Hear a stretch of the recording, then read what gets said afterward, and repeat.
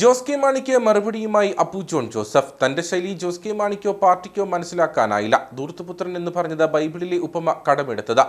ജോസിന് വിഷമമായെങ്കിൽ പിൻവലിക്കുന്നു. കർഷക വിഷയങ്ങളിൽ സർക്കാരിന് വീഴ്ചയുണ്ടായാൽ എതിർക്കാൻ നിയമസഭയിൽ MLA ഇല്ല. മാണിസാറിന്റെ പാർട്ടി തിരിച്ചുവരണമെന്നാണ് കേരള കോൺഗ്രസുകാരൻ എന്ന നിലയിൽ തന്റെ വികാരം.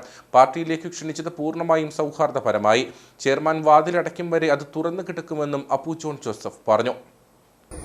കണക്കുകളൊക്കെ അതിന്റെ സമയം കഴിഞ്ഞ് ഇനി പ്രവൃത്തിയുടെ സമയമാണ്. അതുപോലെ തന്നെ ഞാൻ അവരെ സ്വാഗതം ചെയ്തത്, ആ സ്വാഗതം ചെയ്ത് വന്നപ്പോൾ ബൈബിളിലെ ഒരു ഉപമയുടെ ഒരു വാക്ക് പ്രയോഗിച്ചെങ്കിൽ അത് അവർ വിഷമമായെങ്കിൽ അത് ഞാൻ പിൻവലിക്കുന്നു. തീർച്ചയായിട്ടും അവരെ വിഷമിപ്പിക്കാൻ വേണ്ടി പറഞ്ഞതല്ല, അത് പറഞ്ഞു വന്നപ്പോൾ ആ വാക്ക് വന്നുപോയതാണ്.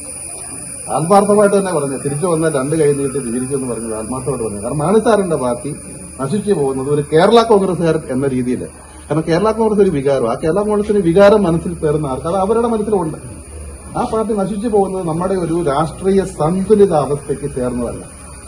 ആ പാർട്ടി ശക്തമാണ്. ഞാൻ നേരത്തെ പറഞ്ഞല്ലോ, CPM ഒക്കെ തിരിച്ചു വരണം. ഇല്ലെങ്കിൽ ഇതൊരു ഒറ്റ കക്ഷി ഭരണത്തിലേക്ക് പോകുന്ന സ്ഥിതി വന്നു കഴിഞ്ഞാൽ നമ്മുടെ രാഷ്ട്രീയ സമവാക്യങ്ങൾ മാറിപ്പോകും. നമ്മുടെ രാഷ്ട്രീയ സാമൂഹിക സന്തുലിതാവസ്ഥയ്ക്ക് മാറ്റം വരും. അത് ഞാൻ വീണ്ടും ആ നിലപാടിൽ തന്നെ ഉറച്ചു നിൽക്കുന്നു.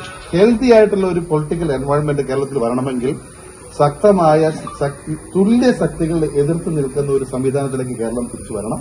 അപ്പൊ തീർച്ചയായിട്ടും ഈ അടുത്ത 5 വർഷം ഒരു ഉജ്ജ്വല ഭരണം തന്നെ കേരളത്തിൽ നമുക്ക് പ്രതീക്ഷിക്കാം. കാർഷിക വിഷയങ്ങൾ ഏറ്റെടുത്തുകൊണ്ട് കേരള കോൺഗ്രസ് പാർട്ടി ഈ പ്രത്യേക ഇടുക്കി ജില്ലയിൽ ഇന്ന് 5 MLA-മാരും UDF MLA-മാരാണ്. ഇവിടുത്തെ കാർഷിക മേഖലയിലെ വിഷയങ്ങളും ഭൂവിഷയങ്ങളൊക്കെ പരിഹരിച്ച് ശക്തമായ രീതിയിൽ മുന്നണി മുന്നോട്ട് പോകും. ഒരു നല്ല ഭരണം ഈ മുന്നണി കാഴ്ചവെക്കും. പാർട്ടി ചെയർമാൻ വാതിൽ അടച്ചു എന്ന് പറയുന്നത് വരെ ഈ വാതിലുകൾ തുറന്നു തന്നെ കിടക്കുകയാണ്. പാർട്ടി ചെയർമാന്റെ ഒരു സ്റ്റേറ്റ്മെന്റ് ആയിരുന്നല്ലോ, വാതിലുകൾ തുറന്നു കിടക്കുകയാണ്.